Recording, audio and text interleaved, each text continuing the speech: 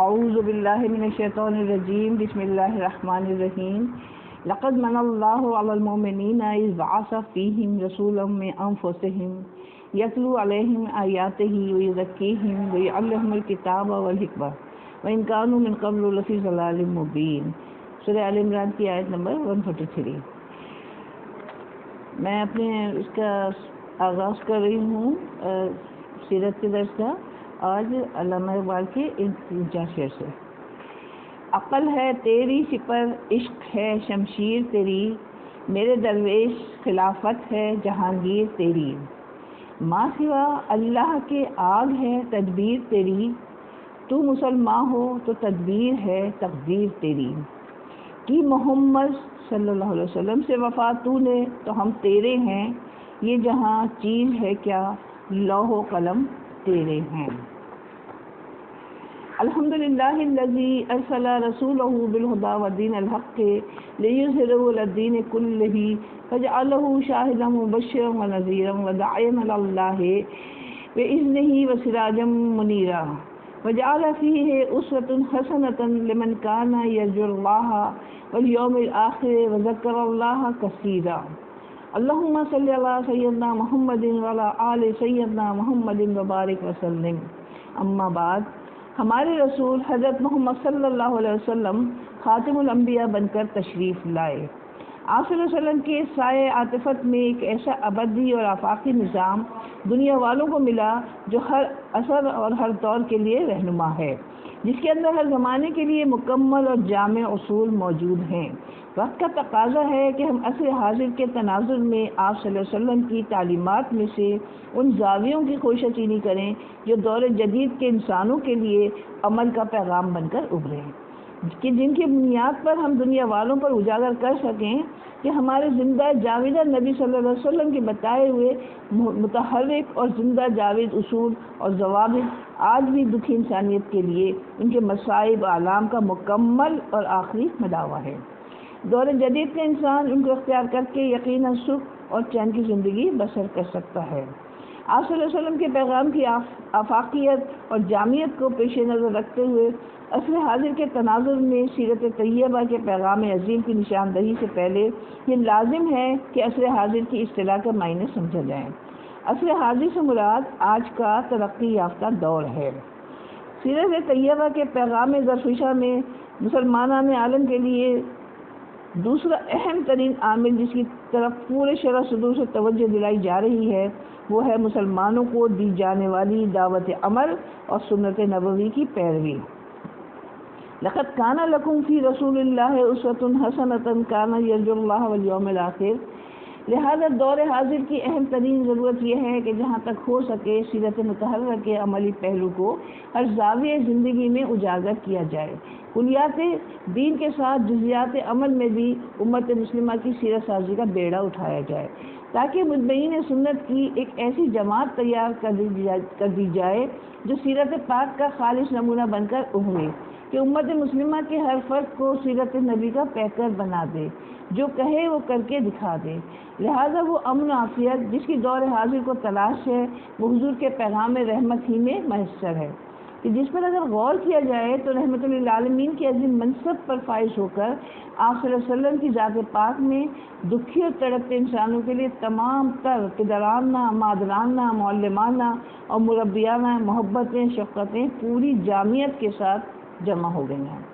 یہی وجہ ہے کہ جہاں پر پیغام رحمت دے کر اور آپ صلی اللہ علیہ وسلم کو رحمت للعالمین بنا کر دنیا والوں کی طرف بھیجنے والا خدا رحمان الرحیم ہے، وہاں پر خود آپ صلی اللہ علیہ وسلم کو اس رحمت کے سہارے رؤوف الرحیم کہہ کر رحمت اور شفقت بانٹنے کا فریضہ تفویض فرمایا، کہ حضور کی ساری زندگی دوسروں کے لیے تسلی تشفی کے ساتھ مداوع غم بھی ہے۔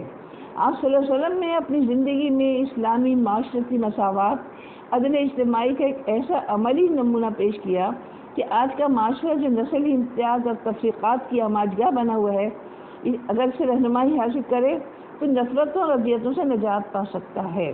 آپ صلی اللہ علیہ وسلم کا قائم کردہ استحصال سے پاک اسلامی معاشرہ کن بنیادوں پر قائم ہوا؟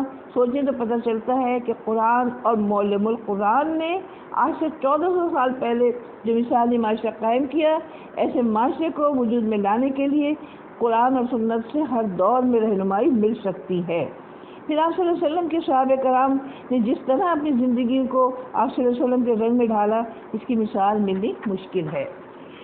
آپ صلی اللہ علیہ وسلم نے ایک طرف معاشرت میں توسط، اعتدال، میانہ روی کی راہ پر گامزن فرمایا، اور دوسری جانب سیاسی نظام میں لادینی جمہوریت کے بجائے اسلامی شرعیت کے زرعی اصول پیش فرمائے کہ جن میں ان اکرمکم عند اللہ اتقاکم کہ مضمون انسانی شرافتوں اور عزتوں کا معیار تقوی یا خدا خوفی کی بنیاد پر قرار دیا، کیونکہ اسلام میں عزت اقتدار کی پسند کے لیے یہی ایک اعلیٰ معیار ہے۔ خطبہ حجۃ الوداع میں کیے گئے اعلان عظیم میں وحدت نسل انسانی کا جو تصور پائیدار طریقے سے حضور نے پیش کیا، وہ ایک بین الاقوامی حیات اجتماعی کی نشاندہی کرتا ہے کہ پورے عالم کی واحد عالمی ریاست کا تخیل اس کی آخری منزل ہے۔ یہ عالمی اجتماعی نظام دنیا بھر کی انسانی ریاست کا عملی نقشہ یقینی طور پر آپ صلی اللہ علیہ وسلم کی تعلیمات اور آپ صلی اللہ علیہ وسلم کی سیرت کے دستور عمل پر مبنی ہے، کیونکہ جہاں پر آپ صلی اللہ علیہ وسلم کافۃ للناس اور رحمت للعالمین بن کر تشریف لائے، وہاں آپ صلی اللہ علیہ وسلم کو بھیجنے والا بھی رب الناس اور رب العالمین ہے، کہ جس پر ایمان لانے کی بنیاد پر ہی عالمی ریاست اور آفاقی اقتدار اعلیٰ کی تشکیل ہو سکتی ہے۔ یہی وہ عظیم مقام تھا جسے آپ صلی اللہ علیہ وسلم نے اپنی زندگی میں خود حاصل کر کے اور اپنا کے دنیا والوں کو واضح طور پر دکھا دیا کہ اسلام تفریقات کو قائم کرنے نہیں بلکہ مٹانے آیا ہے، اور ایسا پاکیزہ استحصال سے پاک اسلامی معاشرہ قائم کر کے دکھا دیا گیا۔ آپ نے جو معاشرہ قائم فرمایا، اس کی بنیاد عدل اور احسان پر قائم تھی۔ اس میں ظلم، عدوان، استحصال، زیادتی کی مکمل بےخطنی کر دی گئی تھی۔ آج جاہلی سرمایہ دارانہ اور اجتماعی جاہلیت کی زیر اثر انسانی معاشروں میں باہمی ظلم، زیادتی کی جتنی صورتیں موجود ہیں، ان سب کا چن چن کر اول قدم پر تدارک کر دیا گیا تھا۔ اسلام نے انسان پر سے انسان کی ہر قسم کی خدائی کا خاتمہ کر کے اسے خالص اللہ کا بندہ بنا دیا، اور ظلم و زیادتی کی ہر روش کو ختم کر کے اسلام کے جھنڈے تلے جمع کر دیا۔ عدل انصاف کی روش پورے معاشرے میں فرد فرد کی مثالی روش قرار دی گئی۔ آپ صلی اللہ علیہ وسلم نے معاشرے کے اندر اخلاقی ضوابط، قانونی اصلاحات کے ذریعے سے عدل و انصاف کا حصول ہر شہری کے لیے نہ صرف ممکن بلکہ یقینی بنا دیا۔ قرآن کے ذریعے دنیا کو بتایا گیا کہ اللہ تعالیٰ مسلمانوں کو باہمی عدل و انصاف کا حکم دیتا ہے۔ ان اللہ یأمر بالعدل والاحسان، بلا شبہ اللہ تمہیں عدل و انصاف کا حکم دیتا ہے۔ گویا انفرادی رویے کے ساتھ پورے معاشرے کا رویہ بھی عدل و احسان پر مبنی قائم کیا گیا۔ اسلامی حکومت اس کی ذمہ دار ٹھہرائی گئی کہ اسلامی معاشرے میں عدل و انصاف کا دور دورہ قائم رکھیں۔ عدل کو جاری اور ساری اور احسان کو ہر فرد کا طرز عمل بنانے کے لیے دو چیزوں کی ضرورت ہوتی ہے: قانونی اصلاحات اور اخلاقی تعلیمات۔ نبی کریم نے ان دونوں پہلوؤں سے اسلامی معاشرے میں عدل و احسان کا اہتمام کیا۔ جرائم کی سزا، اخلاق رذیلہ پر گرفت، اخلاق فاضلہ کی حوصلہ افزائی، اخلاقی تعلیمات کا ہر سطح پر اہتمام، ساتھ ہی افراد کو باہمی ایک دوسرے کو معاف کرنے، عفو و درگزر سے کام لینے، برداشت اور صبر کی تلقین کی گئی۔ وَلَمَنْ صَبَرَ وَغَفَرَ إِنَّ ذَلِكَ لَمِنْ عَزْمِ الْأُمُورِ، اور البتہ جس نے صبر سے برداشت کیا اور معاف کیا تو بے شک ہمت کے کام ہیں۔ سورہ مائدہ میں مسلمانوں کو یہ اخلاقی تعلیم دی گئی: اے لوگوں جو ایمان لائے ہو، اللہ کی خاطر راستے پر قائم رہنے والے اور انصاف کی گواہی دینے والے بنو۔ کسی گروہ کی دشمنی تم کو اتنا مشتعل نہ کر دے کہ انصاف سے پھر جاؤ۔ عدل کرو، یہ خدا ترسی سے زیادہ مناسبت رکھتا ہے۔ اللہ سے ڈر کر کام کرتے رہو، جو کچھ تم کرتے ہو اللہ اسے باخبر ہے۔ مسلمانوں کو ہر بات میں عدل انصاف سے سچی گواہی دینے کا حکم دیا گیا۔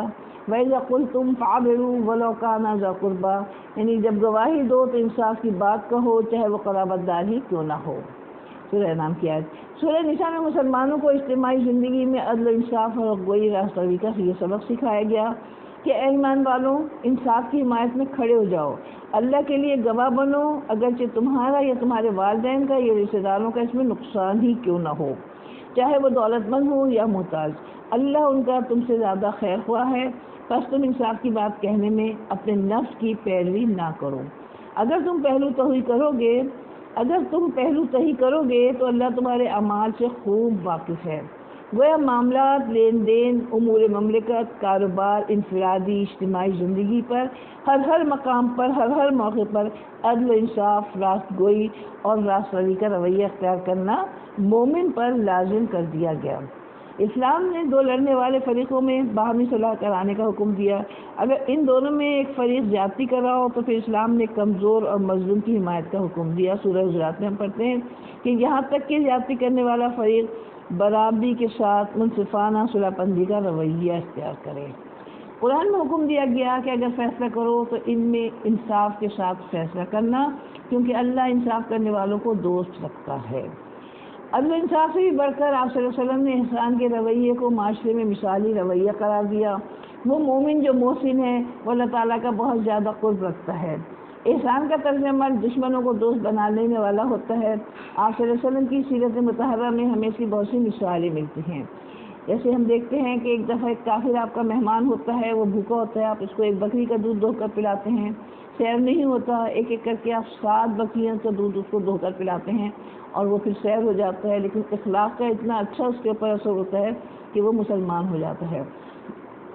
اسی طرح سے ہم دیکھتے ہیں کہ ایک بڑھیا جو آپ صلی اللہ علیہ وسلم کے راستے میں کانٹے بچھاتی تھی، گھر پہ کوڑا کر پھینکتی تھی، جب 1-2 دن وہ نظر نہیں آئی اور راستہ صاف ملا تو آپ خود اس کے گھر پر گئے، جا کے اس کو دیکھا تو وہ بیمار تھی، اس کی انہوں نے خدمت کری، اسے گھر ور صاف کیا، راشن پانی لا کے دیا اور اس کے سارے کام کیے۔ اسی طرح سے مسجد میں ایک آدمی آتا ہے جو بدبو ہوتا ہے اور وہ آ کے مسجد کی دیوار سے لگ کے کھڑے ہو کے پیشاب کرنے لگتا ہے۔ صحابہ کرام دوڑتے ہیں اس کو منع کرنے کے لیے تو آپ صلی اللہ علیہ وسلم فرماتے کہ نہیں، رہنے دو، کرنے دو۔ اور جب وہ فارغ ہو چکا ہوتا ہے تو آپ کہتے ہیں کہ پانی بہا دو اور اس کو بلا کے پیار سے اس کو سمجھاتے ہیں کہ اللہ کا گھر ہے، یہاں پر یہ کام نہیں کرتے۔ اس پہ بڑا اثر ہوتا ہے، وہ سمجھتا تھا کہ مجھے پتہ نہیں کتنی ڈانٹ پڑے گی، لیکن جب آپ صلی اللہ علیہ وسلم نے شفقت سے اسے سمجھایا وہ سمجھ گیا۔ ایسی بہت سی چیزیں ہمیں ملتی ہیں جو آپ صلی اللہ علیہ وسلم نے اپنے اخلاق اور اس سے محبت سے اور شفقت سے لوگوں کو ہدایت سے اپنے راستے پر ان کو لے آئے۔ واللہ یحب المحسنین، اور اللہ احسان کرنے والوں کو دوست رکھتا ہے۔ ترغیب دی گئی کہ احسن کما احسن اللہ الیک، یعنی جس طرح اللہ نے تم پر احسان کیا ہے تم بھی دوسروں کے ساتھ احسان کا رویہ اختیار کرو۔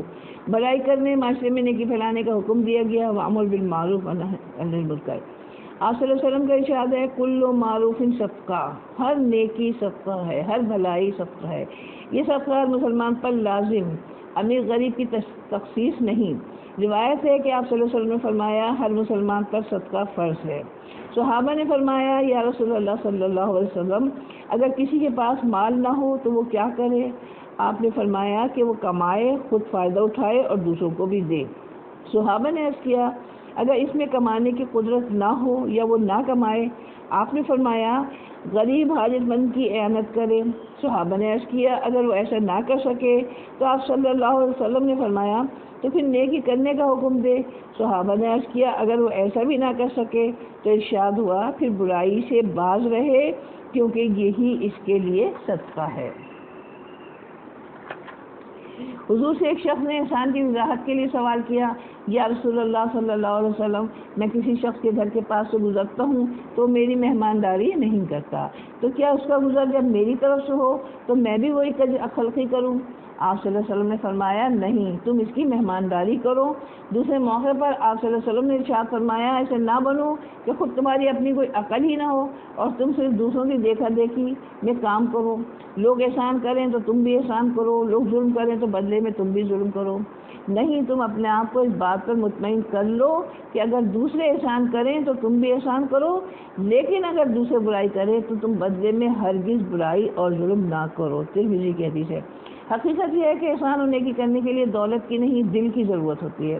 اسی لیے حضور نے فرمایا تھا کہ اللہ تعالیٰ تمہارے لباس، تمہارے چہرے نہیں دیکھتا، وہ تمہارے دل دیکھتا ہے۔ آپ نے ظالم رشتہ دار کے ساتھ بھی نیکی کرنے کا حکم دیا۔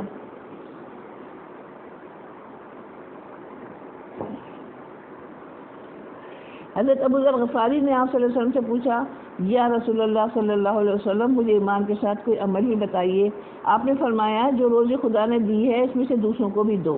اللہ تعالیٰ نے اسلامی طرز عمل اور استحصال سے پاک معاشرے کے لیے مسلمانوں کی یہ رہنمائی بھی فرمائی، ادفع باللتی ہے یا احسن السیئہ، یعنی برائی کو دفع کرو اچھے طریقے سے۔ سورہ نحل میں مسلمانوں کے متوازن اور پاکیزہ معاشرے کی اخلاقی بنیادوں کو اللہ تعالیٰ اس طرح استوار فرماتے ہیں، ان اللہ یامر بالعدل والاحسان وایتاء ذی القربی وینہی عن الفحشاء والمنکر یعظکم لعلکم تذکرون۔ اللہ تمہیں عدل و احسان اور صلہ رحمی کا حکم دیتا ہے، بدی بے حیائی ظلم و زیادتی سے منع کرتا ہے، وہ تمہیں نصیحت کرتا ہے تاکہ تم سبق لو۔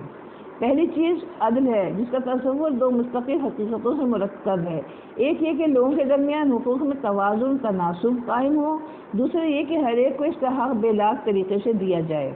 اب دوسری چیز احسان آتا ہے، جسے مراد ہے نیک برتاؤ، فیاضانہ معاملہ، ہمدردانہ رویہ، خوش خلقی، درگزر، دوسرے کو اس کے حق سے کچھ زیادہ دینا، خود کچھ کم پر راضی ہو جانا، یہ انصاف سے ظاہر ایک چیز ہے۔ عدل اگر معاشرے کی اساس ہے تو احسان اس کا جمال اور اس کا کمال۔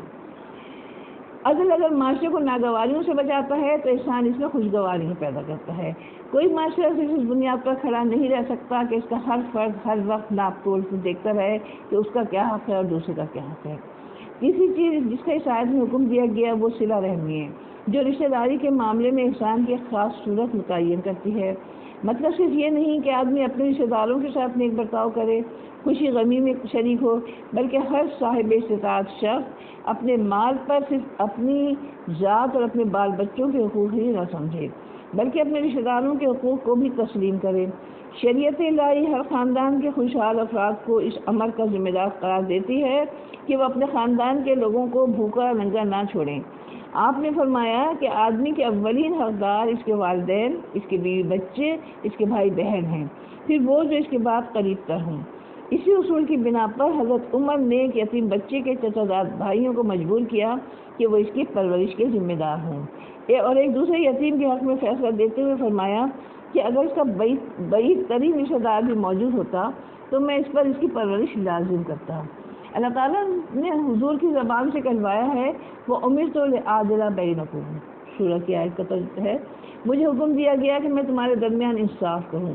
ظاہر ہے حکم آپ صلی اللہ علیہ وسلم کے واسطے تمام امت مسلمہ کو، یعنی تمام گروہ بندیوں سے بالا تر ہو کر بے لاگ انصاف پسندی کا طریقہ اختیار کریں، حق کی حمایت کریں، سب کے ساتھ یکساں سلوک کریں، بے اعتدالی بے انصافی کے روش سے قطعی اجتناب، یہی عدل انصاف کا رویہ ہے۔ انسانی معاشرے میں عدل اجتماعی کا بہترین ذریعہ اسلام کی تعلیمات کا نفاذ ہے۔ کسی دوسری اجتماعیت میں زمان و مکان کے فرق کے باوجود ایسا عدل اجتماعی نظر نہیں آیا۔ کہیں سرمایہ دارانہ طرز زندگی نے عدل اجتماعی کا ڈھونگ رچایا اور فرد کو بے انتہا آزادی اور حریت فکر اور لبرل ازم وغیرہ کے نام سے دی گئی، لیکن جب وہ اپنی نفس کے زور سے حدود و قیود کو پھلانگ کر معاشرے کے کمزور افراد کے لیے درندہ بن گیا تو اس درندے کے بنائے ہوئے شیطانی نظام نے زمین کو ظلم و ستم سے بھر دیا۔ سیاہ فام سفید فام آبادیاں وجود میں آئیں، بنی اسرائیل اور کتوں والا نقشہ یقیناً نظر آنے لگا، افریقہ میں انسانوں کا لاکھوں کی تعداد میں قتل عام، اسی طرح اشتراکیت مساوات انسانی کا نعرہ لے کر انسانیت کے دکھ درد کرنے اٹھی، لیکن فرد کی بے بسی، معاشرے کی قید و بند، انسانی بنیادی حقوق طلب، چند افراد کو ملوکیت، جبریت، افسر شاہی، بیدار کیمپوں اور جاسوسوں کی جو فوج تیار کر کے انسانیت کو زندہ دفن کر دیا گیا۔ اس کے برعکس حضور اکرم نے انسانیت کو بتایا کہ اس کے لیے عدل انصاف صرف اسلام کی پیروی اور اپنے حقیقی مالک کی اطاعت میں ہے۔ اسلام ہی نے بتایا کہ عدل کیا چیز ہے، اسے کس طرح قائم کیا جا سکتا ہے۔ انسانوں کا خالق ہی ان کے لیے عدل کا معیار مقرر کر سکتا ہے۔ صرف تمام انسانوں کا مالک جو سب کے لیے مساوی ربوبیت اور خالقیت کا مظہر ہے، وہی عدل و انصاف پر مبنی نظام دے سکتا ہے۔ اس کا دیا نظام وہی ہے جسے نبی کریم صلی اللہ علیہ وسلم نے جاری ساری اور قائم کیا۔ یہ پوری حقیقت نہیں کہ اسلام میں عدل انصاف ہے، بلکہ پوری حقیقت یہ ہے کہ اسلام ہی عدل اجتماعی کا بہترین نظام قائم کرتا ہے۔ عدل اللہ اس کے رسول کے سوا کہیں سے میسر نہیں آ سکتا۔ عدل قائم کرنے کے لیے اسلام کا قیام ضروری ہے، اور حضور صلی اللہ علیہ وسلم نے اسلام کو قائم کر کے حقیقتاً عدل ہی کو قائم کیا تھا۔ اس لیے اسلامی نظام ہی نظام عدل ہے۔ اسلام فرد کی شخصیت کی نشو و نما کرتا ہے، اسے توحید، رسالت اور آخرت کے عقائد دے کر بے لاگ موحد اور اطاعت گزار بناتا ہے۔ اس کے ضمیر میں میزان عدل نصب کرتا ہے اور اسے منکر اور معروف کا شعور دے کر اسے بتاتا ہے کہ جو ایک شخص کے فرائض ہیں وہی دوسرے کے حقوق ہیں، جو دوسروں کے حقوق ہیں وہی پہلے کے فرائض ہیں۔ اس طرح حقوق و فرائض کا سلسلہ ایک تسبیح کے دانوں کی طرح ہے۔ اب ہر شخص اپنے فرائض ادا کرتا رہے تو معاشرے میں ہر ایک کے حقوق ادا ہوتے رہیں گے۔ یہی عدل اجتماعی کا ایک درخشاں پہلو ہے۔ اس کے لیے ہر فرد کو متوازن معتدل آزادی، حریت فکر و عمل کی ضرورت ہے تاکہ ہر فرد اپنی نیکی اور برائی کا خود ذمہ دار ہو، لیکن نہ اتنا بے لگام کہ سرمایہ دارانہ نظام کی طرح ہر چیز کو جس کو چاہے رون ڈالے، جس کھیت میں چاہے منہ مارے، اور نہ اجتماعی نظام کی طرح ایسی جبریت ہو کہ انسان پنجرے میں بند پنچھی کی مانند ہو جائے۔ یہ عدل اجتماعی نہیں، جبر اجتماعی کہا جائے گا۔ آپ صلی اللہ علیہ وسلم کی اسلامی تعلیمات کے نفاذ سے ظلم عدوان اور استحصال کی تمام صورتوں کا اسلامی معاشرے سے خاتمہ کر دیا گیا تھا۔ جن بنیادوں پر آپ صلی اللہ علیہ وسلم نے معاشرے کو قائم کیا اور چلایا، اس میں کسی فرد کے لیے کسی دوسرے فرد یا کسی اجتماعی ادارے کو کسی فرد کا استحصال کرنے کی کوئی گنجائش نہ رہنے دی گئی۔ آپ صلی اللہ علیہ وسلم نے ظلم استحصال کی جڑیں اکھیڑ دیں، افراد کی اخلاقی تربیت اور عملی احکام کے ذریعے سے انہیں بھائی بھائی بنا دیا۔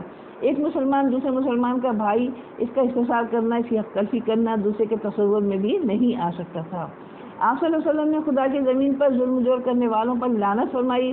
معاشرے میں عدل کی روایت قائم رکھنے کے لیے آپ نے خدا کی ہدایت چھوڑ کر خواہشات نفس کی پیروی کرنے والوں کو ظالم قرار دیا، اللہ کے ساتھ شرک کرنے والوں کو ظالم قرار دیا، رہزنی کرنے والے ظالم، خدا کے قوانین عدل سے انحراف سراسر ظلم بتایا گیا، عیش پرست، آرام طلب، نیکی و بدی کو بھول جانے والے بھی ظالم، اللہ کے نظام سے انکار کرنے والوں سے محبت رکھنے والے، قرآن کی دعوت عدل سے منہ موڑنے والے اور اللہ رسول کی پیروی چھوڑ کر دوسروں کی پیروی کرنے والے سب ظالم قرار دیے گئے۔ ظلم و عدل انصاف کی مخالف صفت ہے۔ اللہ نے اسے حرام قرار دیا، اسے فرمایا انہ لا یحب الظالمین، بے شک اللہ تعالیٰ ظالموں کو پسند نہیں کرتا۔ آپ صلی اللہ علیہ وسلم نے فرمایا تم اپنے بھائی کی مدد کرو چاہے وہ ظالم ہو یا مظلوم۔ صحابہ کرام نے عرض کیا یا رسول اللہ صلی اللہ علیہ وسلم، اگر وہ مظلوم ہو تو اس کی مدد کی جا سکتی ہے، لیکن ظالم کی مدد کیوں کر کی جائے؟ آپ نے فرمایا اس کی مدد یہ ہے کہ تم اس کو ظلم سے روک دو۔ آپ صلی اللہ علیہ وسلم نے فرمایا اللہ تعالیٰ اپنے بندوں سے فرماتا ہے کہ اے میرے بندوں، میں نے اپنے لیے اور تمہارے لیے آپس میں ظلم کو حرام کیا ہے، تو تم ایک دوسرے پر ظلم نہ کرو۔ مزید فرمایا ظلم سے بچو، ظلم قیامت کے دن ظلمات بن جائے گا، یعنی اندھیرا ہی اندھیرا۔ غیر ظلم زیادتی کے لیے اسلامی معاشرے میں کوئی گنجائش نہیں۔ حضور نے اسلامی معاشرے میں فرد کے حقوق مقرر فرما دیے تاکہ کسی کا حق بے جواز نہ رہے۔ ہر حق کے پیچھے قانون کی ریاست یا معاشرے کی اخلاقی قوت کو کھڑا کر دیا گیا۔ غریب کا امیر پر حق، محروم کا مالدار پر حق، سائل کا صاحب استطاعت پر حق، والدین کا اولاد پر، قرابت داروں کا قرابت داروں پر۔ غرض یہ کہ ایک لمبی فہرست ہے۔ حضور اکرم نے اپنا طریقہ یہ رکھا کہ ہر حاجت مند کو بھرپور دیا، لوگ آتے لاد کر لے جاتے۔ اسلامی معاشرے میں معاشی توازن، مالی اعتدال برقرار رکھنے کے لیے مثبت اقدامات کے ساتھ حضور اکرم نے معاشرے کو افراط و تفرید سے بچانے اور اس کے اندر پاکیزہ ماحول قائم رکھنے کے لیے ایسے اقدامات بھی کیے جن کی حیثیت حفظ ما تقدم اور امتناعی تدابیر کی تھی، تاکہ معاشرے میں معیار زندگی کی مسابقت، دلوں کی جلن، رشک و حسد کے جذبات کی پرورش اور اوپر کی طرف دیکھنے اور ترسنے کی کیفیت نہ پیدا ہونے پائے۔ آپ صلی اللہ علیہ وسلم نے زمین کی میں سے پیدائش رزق کا حق سب کے لیے پیدائشی حق قرار دیا۔ حضور نے کسی پیشے یا ذریعے معاش پر کسی کی اجاداری قائم نہ رہنے دی۔ اسی طرح فطری ذرائع رزق بھی سب کے لیے یکساں طور پر کھلے قرار دیے گئے۔ وسائل رزق سے استفادہ، مواقع حصول رزق کی مساوات ہر شخص کے لیے قابل حصول رکھی گئی۔ حضور اکرم نے اسلامی معاشرے میں ایسی معاشی اسکیم جاری ساری کی جس میں ایک طرف معاشی انصاف کا اہتمام اور معاشی ظلم و زیادتی اور بیجا استحصال کا سدباب کیا گیا، دوسری طرف اخلاقی خصائل کے نشو و نما پانے کی فضا پیدا کی گئی۔ دولت کے بہاؤ کو غلط سمتوں سے ہٹا کر جائز اخراجات کی طرف اور صحت مند گردش کی طرف موڑ دیا گیا۔ حضور اکرم نے اپنے قائم کردہ معاشرے کو ظلم، عدوان اور معاشی استحصال کی تمام ممکن صورتوں سے بھی محفوظ کرنے کا انتظام فرمایا۔ سود جو استحصال زر کی بدترین صورت ہے، اسے کلیتاً حرام قرار دے کر اس کے وجود کو خدا اور رسول کے خلاف جنگ کے مترادف قرار دیا۔ خدا کی راہ میں انفاق پر زیادہ سے زیادہ زور دیا گیا اور ہر اس خرچ کو خدا کی راہ کا خرچ قرار دیا گیا جو دوسروں کی فلاح بہبود کے لیے کیا گیا ہو۔ قرض حسن کی ترویج کی گئی، غیر شرعی مصارف پر مال خرچ کرنے سے منع کیا گیا۔ فضول خرچی کرنے والوں کو شیطان کے بھائی کہا گیا۔ آپ صلی اللہ علیہ وسلم نے فرمایا، خبردار، عیش کوشی سے اجتناب کرنا، اہل شرک کی پوشاک سے اور ریشم کا لباس پہننے سے۔ دیواروں پر پردے لٹکے دیکھ کر آپ نے فرمایا، اللہ تعالیٰ نے ہمیں پتھر اور مٹی کو کپڑے پہنانے کا حکم نہیں دیا۔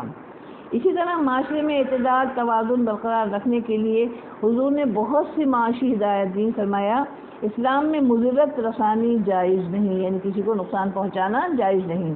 فرمایا، جو کسی کو نقصان پہنچائے گا اس کو اللہ نقصان پہنچائے گا، جو کسی کو تکلیف دے گا اس کو اللہ تعالیٰ تکلیف دے گا۔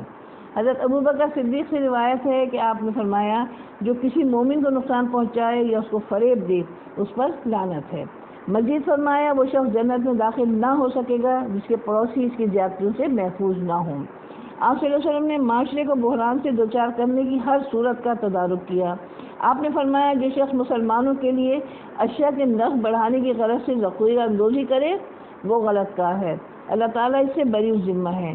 معقل بن یسار نے روایت کیا کہ آپ نے فرمایا، جو شخص مسلمانوں کے بازار کے نرخ میں اس لیے دخل دے کہ اسے مہنگا کر دے، گراں کر دے، تو اللہ تبارک تعالیٰ کے لیے ضروری ہو جاتا ہے کہ قیامت کے دن اسے آگ میں جھونک دے۔ استغفر اللہ۔ حضرت علی سے روایت ہے کہ آپ نے فرمایا، اللہ تعالیٰ نے مالدار مسلمانوں پر ان کے مال میں اس قدر خرچ کیا ہے کہ ان کے اہل حاجت کی کفایت ہو جائے۔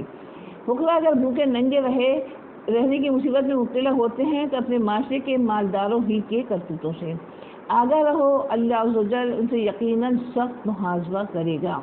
آپ صلی اللہ علیہ وسلم نے فرمایا، بندہ جب تک اپنے بھائی کی مدد میں لگا رہتا ہے اللہ تعالیٰ اس کی مدد میں لگا رہتا ہے۔ اسلام میں معیاری طرز عمل یہ قرار دیا گیا کہ انسان اپنی بنیادی ضروریات کو پورا کرے، باقی مال حاجت مندوں کے لیے وقف کر دے۔ آپ صلی اللہ علیہ وسلم نے فرمایا، جسے اللہ عز و جل سے مسلمانوں کے بعض امور کا نگراں بنایا گیا، وہ ان کی ضروریات اور فخر سے بے پرواہ ہو کر بیٹھ رہا تو اللہ تعالیٰ بھی اس کی ضروریات اور فخر سے بے نیاز ہو جائے گا۔ ترمذی کی حدیث ہے۔ حکومت جو کسی معاشرے کا سب سے بڑا منظم ادارہ ہے اور اپنے باشندوں کی بھلائی اور برائی کے بارے میں دنیا آخرت میں سب سے زیادہ جواب دہ ہے، اس کی ذمہ داری کفالت عامہ کے بارے میں سب سے زیادہ بڑھ کر ہے۔ چنانچہ حکومت کو باشندوں کی ضروریات کی کفالت کر پوری طرح ذمہ دار ٹھہرایا گیا ہے۔ حکمرانوں کی ذمہ داری بتاتے ہوئے آپ صلی اللہ علیہ وسلم نے فرمایا، جس بندے کو خدا نے کسی رعایا کا حکمراں بنایا اور اس نے اس کے ساتھ پوری خیر خواہی نہ کی تو وہ جنت کی خوشبو بھی نہ پا سکے گا۔ اور جنت کی خوشبو کتنی دور سے آتی ہے نا، 500 میل کی مسافت سے آتی ہے۔ پھر فرمایا، جس کا کوئی سرپرست نہ ہو اس کا سرپرست اللہ اور اس کا رسول ہے، اور جس کا کوئی سرپرست نہ ہو اس کی سرپرستی حکومت کرنے کو چاہیے۔ یہی احساس ذمہ داری تھا جو حضور اکرم نے اپنے معاشرے کے افراد میں پیدا کیا، جس کے نتیجے میں حضرت عمر اپنے دور خلافت میں کہا کرتے تھے کہ اگر دریائے فرات کے کنارے کوئی بکری بھی بے سہارا ہونے کی وجہ سے مر جائے تو میرا خیال ہے کہ اللہ تعالیٰ قیامت کے دن مجھ سے اس کے بارے میں جواب طلب کرے گا۔ اسی عوامی بہبود اور کفالت عامہ اور عدل اجتماعی کا احساس تھا جس کی شدت کے تحت حضرت عمر نے فرمایا تھا، اگر میں زندہ رہا تو 1 سال تک اپنی رعایا کے درمیان دورہ کروں گا، کیونکہ میں جانتا ہوں کہ عوام کی بعض ضروریات ایسی ہیں جن کی خبر مجھ تک نہیں پہنچ پاتی، ان کے مقامی حاکم ان کی ضروریات سے مجھے باخبر نہیں رکھتے اور وہ لوگ خود مجھ تک نہیں پہنچ پاتے۔ غرض حضور اکرم کا قائم کردہ اسلامی معاشرہ توازن، اعتدال، عدل و احسان کی انہی اقدار کا حامل تھا۔ اس میں ظلم، عدوان، کسی نوعیت کے استحصال کے لیے کوئی گنجائش موجود نہ تھی۔ وہاں عادلانہ تقسیم دولت کا اہتمام کیا گیا تھا، دولت کو چند ہاتھوں میں مرتکز ہونے سے روکا گیا تھا اور اسے گردش میں رکھنے کا اہتمام کیا گیا تھا۔ وہاں مزدور کا پسینہ خشک ہونے سے پہلے اس کا پورا حق ادا کرنے کا بندوبست موجود تھا۔ ظلم استحصال کی تمام ممکنہ صورتوں کی بیخ کنی کر دی گئی تھی۔ یہ ہے وہ انقلابی اور اسلامی معاشرہ جس کے قائم ہونے پر دنیا نے محسوس کیا کہ کہ جس خدا کی بادشاہت آسمان پر قائم ہے، اسی خداوند رحیم و کریم کی بادشاہت زمین پر بھی قائم، اور اس مالک کا قائم کردہ معاشرہ اور جاری کردہ نظام انسانیت کے لیے رحمت ربوبیت کا بہترین مرقع تھا۔ اللہ تعالیٰ سے دعا ہے کہ اللہ تعالیٰ ایسا ہی معاشرہ وجود میں لانے کا باعث بن جائیں سارے لوگ جو ہمارے حکمراں بنے بیٹھے، جو دعویٰ کرتے ہیں کہ اسلامی ریاست بنائیں گے، مدینے والی ریاست بنائیں گے، کاش خالی زبان سے نہ کہنے والے ہوں، عمل کرنے والے بھی ہوں، اور اللہ تعالیٰ ہمارے ملک پاکستان میں واقعی وہ نظام نافذ کروا دے، وہ نظام نافذ ہو جائے جس کی ہمیں تلاش ہے، اور جو آپ صلی اللہ علیہ وسلم نے نافذ کر کے دکھایا تھا۔ آج بھی ہم اس کو نافذ کر سکتے ہیں، صرف کمی کس چیز کی ہے کہ ہمیں قرآن اور پیارے نبی صلی اللہ علیہ وسلم کی سنتوں پر عمل کرنے کی ضرورت ہے۔ جب ہم ان دونوں چیزوں کو مضبوط پکڑ لیں گے تو یقینی بات ہے کہ یہ دور بھی آئے گا کہ جیسے آپ صلی اللہ علیہ وسلم کے زمانے میں تھا۔ وآخر دعوانا الحمدللہ رب العالمین۔ اللہم صلی علی سیدنا محمد وعلی آل سیدنا محمد وسلم۔